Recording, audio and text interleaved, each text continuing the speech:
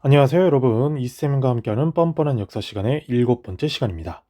자, 우리가 지난 시간에는 바로 고구려와 백제의 멸망 및 신라의 삼국 통일에 대해서 알아봤는데요. 이제 신라의 통일 시대로 가기 전에 삼국의 경제와 사회를 간략하게 보고 넘어가도록 하겠습니다.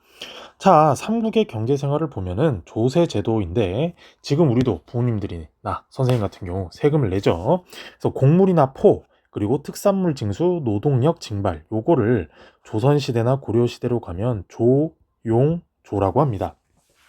자, 이런 식의 세금을 냈던 것을 농민들이 세금을 내기 빠듯할 수도 있잖아요. 흉년이 들었거나 뭐 자연재해로 인해서 힘들 때 국가에서 뭔가 복지 시스템을 하는 게 있는데 우리 지난 시간에 배웠죠? 고국 맞습니다. 고국천황이죠. 고국천황이 진대법을 실시해서 국가적 곡식 대출 반납 시스템 이른바 춘대추납 봄에 빌려줘서 가을에 갚는 이게 나중에 다시 한번 말하면 고려시대 때 흑창 조선시대 때 환곡 제도로 발전한다 말을 했었습니다. 자, 그래서 이 진대법 아주 중요하니까 여러분이 잘 기억해 둬야 돼요. 그리고 농민들이 농사를 짓는데 어려움이 없게 하기 위해서 우경, 소를 빌려준다거나 아니면 품앗이로 소를 돌려쓰게 하는 그런 방식이 있거나 아니면 농사 짓는데 물이 필수죠. 그래서 저수지를 많이 만들어 준다거나 아니면 농사를 지을 땅을 그냥 줄 수는 없으니까 주인 있는 땅을 줄 수는 없잖아요. 그래서 황무지, 쓸모없던 아주 좀 비루했던 땅을 좋게 개간해 가지고 땅을 만들어서 주는 이런 식의 농민 안정책을 했습니다. 그런데다가 방금 말한 대로 농업과 발전하게 하려면 바로 우경을 장려했고 방금 말했던 대로 또 저수지와 제방, 지금으로 치면 저수지와 댐 같은 걸 많이 만들었으며 황무지 개간한다 그랬죠. 거기다가 중요한 게 뭐냐? 우리 지난 지증왕 때 신라 지증왕 때 뭘 폐지했다 그랬죠? 맞습니다. 순장을 금지시킵니다. 왜? 순장을 계속 시키면은 살아있는 사람을 계속해서 죽여야 되잖아요. 그런 것들로 인해서 농업 생산력이 떨어질 수 있으니까 이제 순장을 없애버리고 그 대신에 살아있는 사람을 대신해서 인형으로 대체하는 그런 식으로 금지해서 순장을 금지해서 노동력을 확보했다라는 이야기예요. 자, 그 다음 상어 파트로 가보면은, 자, 백제와 신라에는 시장을 개설해서 시장을 관리하는 관청까지 설치를 했는데, 그게 나중에도 한번 배우겠지만 미리 먼저 말을 하면은, 동시전 같은 거예요. 동시, 서시, 남시라고 해서 각 행정구역 방위상 시장을 만들어 놓고 그 시장을 관리하는 바로 동시전 한번 써볼까요? 동시전 같은 것들을 운영했다라고 알아두시면 되겠습니다. 자, 그러면 국외는 주로 중국과 공무역 중심으로 발달하는데 선생님이 말했죠. 지금은 메이드 인 차이나 하면 싫어하지만 옛날엔 메이드 인 차이나가 최고였다니까. 그래서 고구려에서는 중국의 말과 모피, 북방 유목민들에게는 철을 수출했고 백제 역시 중국에서 선진 문물을 수입하는 동시에 외에 철을 수출했으며 신라는 초창기에 굉장히 낙후된 지역이 있다고 그랬죠. 그러다가 진흥왕 때 어디를 장악했을까요? 맞습니다. 한강을 장악하면서 중국과 직접 교류하면서 발전하기 시작했다. 자, 이러면서 귀족과 농민의 생활은 거의 극과 극인데요. 왜 그러냐면, 자, 노급과 시급이라고 하는 게 있는데, 귀족들은 이 노급과 시급 같은 걸로 아주 잘 먹고 잘 살았어요. 거기다가 전쟁에서 얻은 토지와 노비를 얻어서 더 잘 먹고 잘 살고, 즉, 가진 자들이 많으니까 더 뿔리는 거죠. 그런 식으로 돈을 불려서 이른바 지금으로 치면 사채를 쓴다거나 아니면은 뭐 돈 투자를 해서 굉장히 호화스럽고 사치스러운 생활을 영위했는데 고구려의 벽화 무용총이나 쌍용총 이런 데 보면 고구려의 귀족 그림이 나와 있습니다.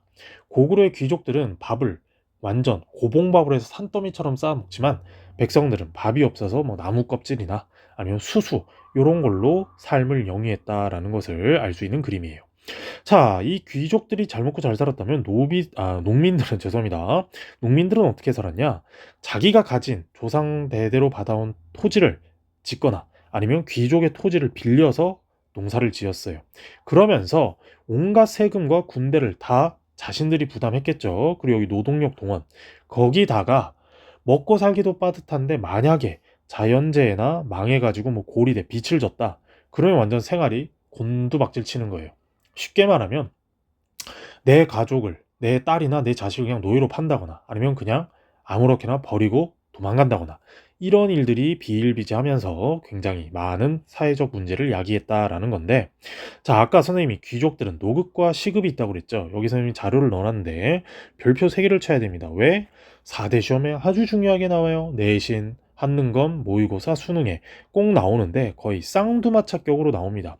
통일신라 때도 한 번 더 할 거지만 미리 말하면, 자, 노급과액이 관료전이라고 있죠. 노급을 보면은 뭐라고 쓰면 되느냐? 수조권이라는 것이 있고 노동력을 가져갑니다. 이게 무슨 말이냐면, 자, 왕이 요 A라는 귀족에게 요 일대 땅 A라는 땅을 줬어요. B라는 땅을 줬는데 이 B라는 땅에 살고 있는 사람들이 있겠죠. 그럼 이 B라는 땅에서 생산되는 농산물도 가져가는 동시에 여기에 살고 있는 사람들의 노동력도 내가 가져갈 수 있는 거야. 그러니까 여기 보면은 할아버지가 씩 웃고 있죠. A라는 아저씨가. 그래서 이 노급은 수조권 플러스 노동력을 가져가는 제도다. 그래서 여기 한번 볼까요? 노급은 관리에게 관직 수행의 대가로 지급한 지역으로 조세 수치뿐만 아니라 아까 선생님이 말했던 수조권을 말하는 겁니다. 노동력 징발이나 특산물을 거둘 권한이라는 게 바로 요 노급이에요. 그런데 이런 노급이 늘어나고 널리면 왕권은 힘들겠죠. 왜? 세금이 제대로 안 걷어지니까. 그래서 신라가 통일한 뒤 신문왕 때 아주 중요한 왕인데 요 관료전이라는 것을 실시하게 됩니다. 요것은 뭐만 주느냐? 수조권, 세금을 거둘 권리만 주는 거예요. 그래서 아까 말했던 대로 요 A라는 귀족에게 B라는 땅을 줬는데 이제는 수조권만 줬기 때문에 이 B라는 땅에서 생산되는 생산물만 가져갈 수 있는 거지 노동력은 절대 가져갈 수가 없다라는 이야기입니다. 그래서 관료전은 한번 볼까요?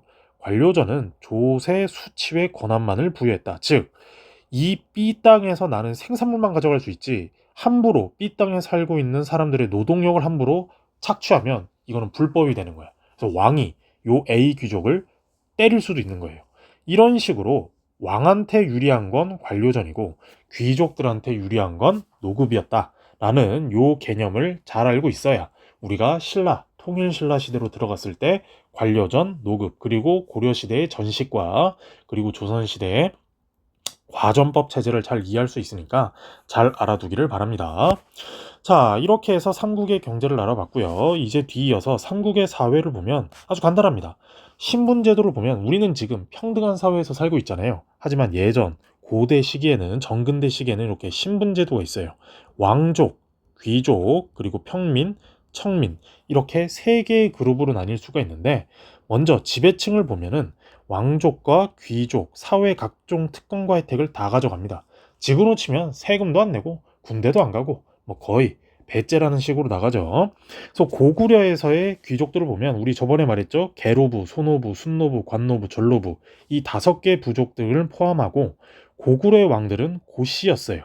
그래서 이 계루부 고씨와 5개 체제, 5부 체제가 귀족층이었다면, 백제에서는 선생님 말했죠. 부여를 계승한다고 해서 부여씨를 왕족들이 썼고, 대성팔족이라 그래서 해씨, 진씨, 목씨, 협씨, 사씨, 연씨, 국씨, 이렇게 8개의 성이 귀족을 이루는 대성팔족. 물론 소규모의 귀족들도 있었지만 선생님이 여기 대성이라고 그랬죠. 큰 귀족들의 8개 가문이 있었다라는 이야기입니다. 근데 신라는 조금 독특해요. 왜 그러냐? 신라는 골품제도라 그래서 골품제도라 그래서 성골과 진골, 그리고 그 밑에 6, 5, 4, 3, 2, 1 각각의 두 품이 있는, 즉 뼈대로 이루어진 가문을 순서대로 내세운 제도가 골품제도였다라고 이야기를 해두시면 될 것 같습니다. 자, 그러면 지배층이 이렇게 운영됐다면 피지배층은 간단해요. 평민, 우리 같은 평민이거나 천민, 이른바 슬레이브, 노예들을 말하는 건데, 평민은 흔히 말하는 우리 4대 의무, 우리는 지금 모든 국민들은 4대 의무를 다 가지고 있죠. 하지만 요 정근대 시기, 고대 시기에는 평민들만이 세금과 군대, 그리고 이런 요역, 이른바 노가다라고 하는데 요런 것들을 갖고 있었습니다. 자, 그러면 천민은 뭐냐? 대부분이 노비예요. 노비. 그냥 슬레이브인데 전쟁에 끌려갔다나 잡힌 포로들이거나 아니면 위법자, 죄를 짓고 쫓기는 애들, 아니면은 평민들 중에서 파산자, 뭐 도박이나 아니면 농사를 지는데 돈을 많이 빌려놓고 못 갚아서 스스로 노비가 되거나 이런 사람들이 노비였는데 주로는 전쟁 포로들이 많았다라는 것을 알아두면 되겠습니다. 사회 기풍은 어떻게 되느냐? 고구려는 우리 나라 자체가 압록강 근처의 험준한 산악에서 태어났기 때문에 상무적이에요. 왜? 남의 나라 삥 뜯어야 되니까 힘이 좋아야 되고 체력이 좋아야 될 거 아니야. 그래서 무예를 숭상하는 그런 분위기였다라면 백제는 고구려와 비슷합니다. 왜? 고구려에서 파생된 국가라 그랬잖아요. 하지만 남조 바닷길을 통해서 중국의 선진 문물을 받아들이면서 귀족적이면서 화려한 기풍도 가지고 있었다라는 이야기예요. 자, 신라는 보면 초기 사회의 전통을 유지했어요. 굉장히 조금 고리타분하달까? 왜? 선생님 저번에 말해주지만 형산강은 둘러싸여 있지만 이 소백산맥, 이런 태백산맥에 막혀서 경주 지역은 선진 문물이 자주 접하기가 어렵다 보니 자신들의 오래된 고유한 전통을 가지고 있었는데 그게 바로 화백회의나 화랑도 같은 것들로 유지가 되고 있었다라는 이야기예요. 자, 그럼 말이 나온 김에 우리 지난 시간에 한 번씩 배워봤지만 고구려는 제가회의라 그랬고 신라는 화백회의라 그랬죠. 삼국의 회의 제도를 귀족회의 제도로 보면 삼국의 귀족회의 제도를 한번 볼게요. 자, 고구려는 저번에 말한 대로 제가회의입니다. 즉 5개 부족, 계루, 소노, 순노, 관노, 전로 5개 부족들이 모여서 하는 회의고, 자, 백제는 정사암회의예요. 정사암회의라는 게 뭐냐? 정사암이라는 정자에서 백제의 귀족들이 모여서 회의를 다루는 체제였고요. 자, 신라는 방금 말한 대로 화백회의예요. 화백회의인데 신라의 귀족들이 모여서 회의를 하는데 조금 더 특이한 게 뭐냐? 화백회의는 만장일치제였어요.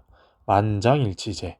모든 귀족들이 다 동의를 하거나 다 반대를 해야지만 법안이 통과가 되는 그런 단계였다라는 것을 여러분이 알아두시면 되겠습니다. 그래서 여기 보면은 고구려와 백제, 신라의 관등 체제를 선생님이 간단하게 해놨는데, 자, 고구려는 14단계, 백제는 16단계까지 있죠. 근데 고구려와 백제보다 더 자세히 나와 있는 게 신라인데, 신라는 바로 골품별로 정해놨다라는 이야기예요. 성골과 진골인데 진골은 선덕여왕을 끝으로 더 이상 나오지 않게 됩니다. 그러면서 이제 진골이 최고의 귀족이 됐고, 그러면서 6두품, 5두품, 4두품인데 선생님 아까 3에서 1도 있다면서요. 맞습니다. 1에서 3두품은 결국엔 초창기에는 귀족이었으나 결국에는 평민처럼 돼서 귀족에서 탈락한 애들이고요. 신라의 귀족 체제는 진골, 얘네들이 바로 왕족이 됩니다. 그리고 6두품이 귀족, 대귀족이라고 할 수 있겠죠. 그리고 나머지 5, 4두품이 소귀족이라고 이해를 하시면 되겠어요. 이렇게 해서 우리는 이번 시간에 삼국의 사회와 경제에 대해서 간단하고도 핵심적으로 알아봤는데, 여러분이 인강을 보면서 이 영상을 보면서 잘 복습했으면 좋겠고요. 역시나 또 말합니다. 노트가 필요한 친구들은 댓글로 남겨주시면 보내드릴게요. 그리고 좋아요, 댓글, 구독, 알림 설정 꼭 부탁드립니다. 자, 바로 7번째 시간이었던 이쌤과 함께하는 뻔뻔한 역사 수업은 오늘 여기까지 하고요. 다음 시간에 이제 신라가 통일을 이루고 난 뒤의 상황을 배워보도록 하겠습니다. 다음 시간에 만나도록 할게요.